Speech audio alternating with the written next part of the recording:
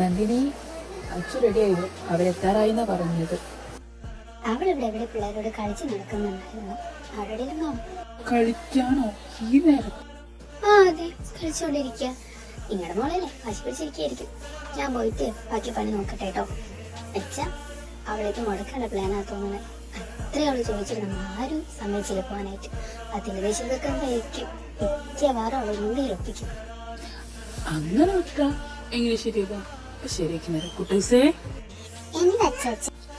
നീ ചേച്ചിയമ്മ എന്താ ഇവിടെ പോയി? അങ്ങനെയാണെങ്കിൽ എല്ലാ കുട്ടിപ്പട്ടാളത്തെയും വിളിക്ക്, കണ്ടുപിടിച്ച് തരുന്ന ആൾക്ക് ഞാനൊരു സമ്മാനം വെച്ചിട്ടുണ്ട്. വേഗം ആയിക്കോട്ടെ. ആണോ? എന്ന് ഞാൻ വേഗം കണ്ടുപിടിച്ചു തരാം. ഇപ്പൊ വരെ. ഇതാണോ വീട്? ആ വരുന്നത് ആ പെൺകുട്ടിയുടെ അച്ഛൻ.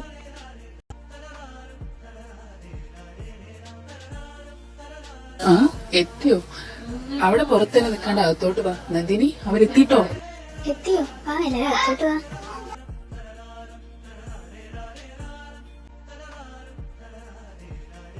വഴിയൊന്നും ബുദ്ധിമുട്ടൊന്നും ഉണ്ടായില്ലല്ലോ?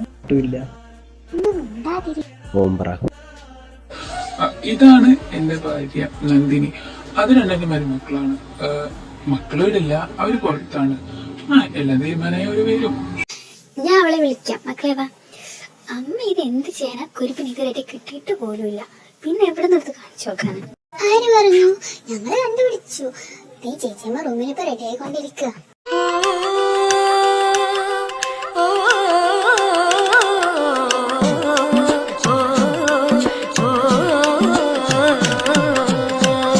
എന്റെ അച്ഛൻ, നീ ഞങ്ങളാകെ പേടിപ്പിച്ചല്ലോ. എവിടെയൊക്കെ തെരഞ്ഞെന്നറിയ നിന്നെ. അവരൊക്കെ എത്തിയോ? പിന്നെ എത്താണ്ട് ഇങ്ങനെ താഴെ വിളിക്കുന്നുണ്ട്.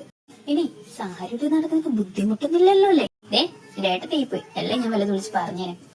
കഴിഞ്ഞോ നിങ്ങളുടെ? ഓ കഴിഞ്ഞു. എന്നാ വൈകുന്നേരം വെയിറ്റ് ചെയ്യാം. ആ മോള് വന്നു. ഇതാ മോള് കൃഷ്ണവേലി.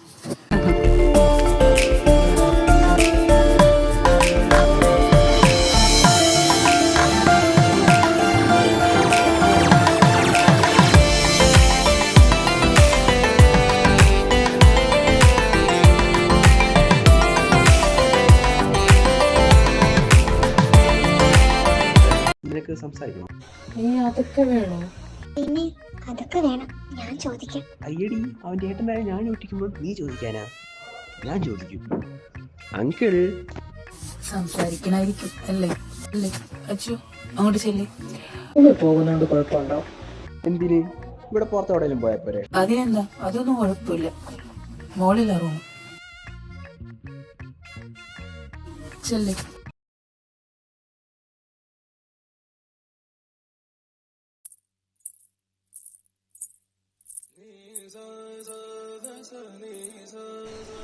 ഇവരാണല്ലേ തന്റെ ഏട്ടന്മാര്? ഇത് ഏട്ടന്മാര്. രണ്ടുപേരും ഒരുമിച്ച് വർക്ക് ചെയ്യുന്നത്. അന്നെ തനിക്കെങ്ങനെ അറിയാം? എന്റെ ബെസ്റ്റ് ഫ്രണ്ടാ. സ്കൂൾ കോളേജൊക്കെ ഞങ്ങൾ ഒരുമിച്ചായിരുന്നു. ഇപ്പൊ വർക്ക് ഒരുമിച്ച്.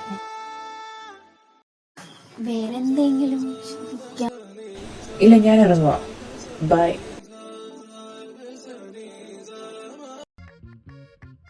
കാർത്തി, നിനക്ക് ഇഷ്ടായോ? ഇല്ല, നോക്കണ്ടടാ. എന്ത് ഇഷ്ടാവഞ്ഞേ? നല്ല കുട്ടിയാണല്ലോ. നല്ല കുട്ടിയൊക്കെയാ. റൂമിൽ കയറിയപ്പോഴൊന്നും എനിക്ക് മനസ്സിലായി. ഭയങ്കര നാടൻ കുട്ടിയാ. എനിക്കതൊന്നും സെറ്റ് ആവില്ല. ഇത് നിന്റെ എറണാകുളം ഒന്നല്ല, ഇവിടെ എങ്ങനെയൊക്കെയാ? അമ്മു, നീ വണ്ടി എടുക്കും. ഈ പ്രപ്പോസൽ വന്നപ്പോ തന്നെ അച്ഛനെ ഏതാണ്ട് ഉറപ്പിച്ച മതി. നോക്കിയിരുന്ന് ഇപ്പൊ നടക്കും. നീ നിന്റെ ചായക്കടക്കാരി നോക്കിയിരുന്നോ? എന്തായാലും മോനൊന്ന് ആലോചിക്ക്. ചായ വേണോ അതോ കോഫി വേണോ? എനിക്കെന്റെ ചായ മതി.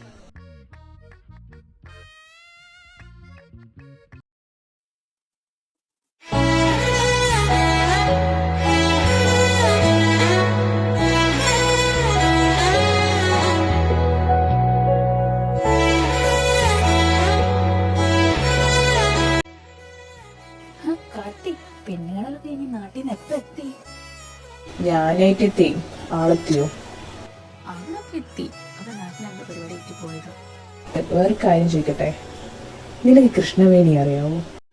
നീ നമ്മളെ കൃഷ്ണനെ കുറിച്ചാണ് പറഞ്ഞു. ഫോട്ടോ ഉണ്ടോ കയ്യില്? ഇതൊരു ചോദ്യം എന്റെ കാർത്തി. അവളുടെ ഫോട്ടോ ഇല്ലാതെ ഈ കാണിച്ചുതരാം. ഇതാണ് കൃഷ്ണൻ. ഡാ, ഇവിടെയാ ഞാൻ കാണാൻ പോയേ. ശരി. എനിക്കിവിടെ ചായ സ്പെഷ്യലിസ്റ്റ് ആരാന്നറിയോ? ഇല്ലാലോ.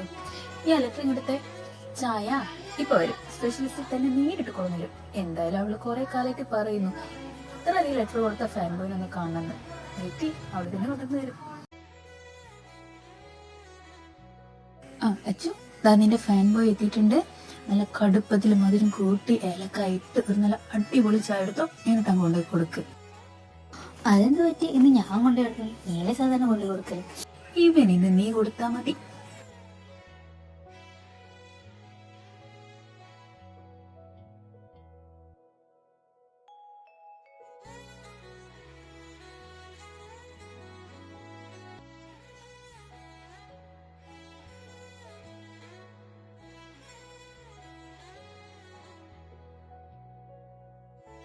ചായ എവിടെടാ? ആ ദാ വരുന്നു.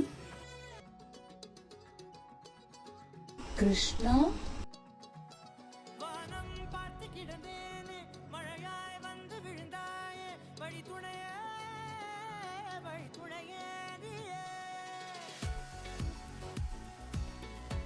ഇയാളെ അച്ഛൻ അതന്നെ ആള്. ഇത് തന്റെ കഫേ ആയിരുന്നു? ഹാ, ഇത് ഞാനും അൻവറും ഒരുമിച്ച് നടത്തുന്നത്. എനിക്കറിയില്ലായിരുന്നു.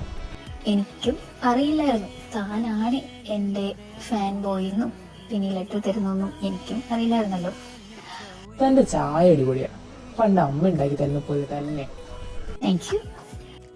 എന്താ ഇവിടെ വേറെ സ്പെഷ്യൽ ഒന്നും ഇല്ലാത്ത? ചുമ്മാ ഒരു ദിവസം എല്ലാരും ചെയ്യുന്ന സെയിം സാധനം ചെയ്യാതെ കുറച്ച് വെറൈറ്റി ആയിട്ട്. പിന്നെ ചായ ചിലർക്കും ഇഷ്ടമല്ലേ, എനിക്കും ഇഷ്ടം. അപ്പൊ പിന്നെ അത് തന്നെ തുടങ്ങാന്ന് വെച്ചു. നമ്മുടെ നാട്ടിൽ തുടങ്ങുന്നതായിരുന്നു ആദ്യം. പക്ഷെ വീട്ടിലേക്ക് സമ്മതമായിരുന്നു.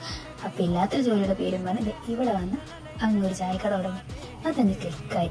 ഇപ്പൊ വീട്ടിലെല്ലാവർക്കും അറിയാം, അവർക്കൊരു കുഴപ്പമില്ല. ഞാൻ ഈ ചായ ഉണ്ടാക്കുന്ന ആളെ കണ്ടാൽ എന്നും ചായ കുടിക്കാനായിട്ട് കൂടെ കൂട്ടുമെന്ന് വിചാരിച്ചതാ. അതുകൊണ്ട് കാരണവന്മാരെല്ലാം തീരുമാനിച്ചോണ്ട് എനിക്ക് സമ്മതക്കുറവല്ല. പിന്നെ എന്നും ഇവിടെ വന്ന് ചായ കുടിച്ച് കാശ് ഇടണ്ടല്ലോ. അതിന് പേടിക്കൊന്നും വേണ്ട. ഇവിടെ വന്നു കഴിഞ്ഞിട്ടുണ്ടെങ്കിൽ നല്ല അടിപൊളി ചായ ഞാൻ തരാം. ക്യാഷ് കൂടുതൽ തരാം. റിവെഞ്ച് വല്ലതാണോ? പക്ഷേ എന്തിന് താൻ വന്ന് കുറച്ച് ആറ്റിറ്റ്യൂഡ് ഇട്ടെന്ന് വെച്ചിട്ട് ഞാൻ തന്നെ പേശിങ്ങനെ ആയിരിക്കുന്നു. എനിക്ക് അങ്ങനെ എനിക്ക് സ്റ്റാൻഡേർഡ് ഒക്കെ ഉള്ളതാ. എന്നാ ഫ്രണ്ട്സ്. ശരി, അത് നടക്കൂ? നടക്കും, ഞാൻ നടത്തിക്കും.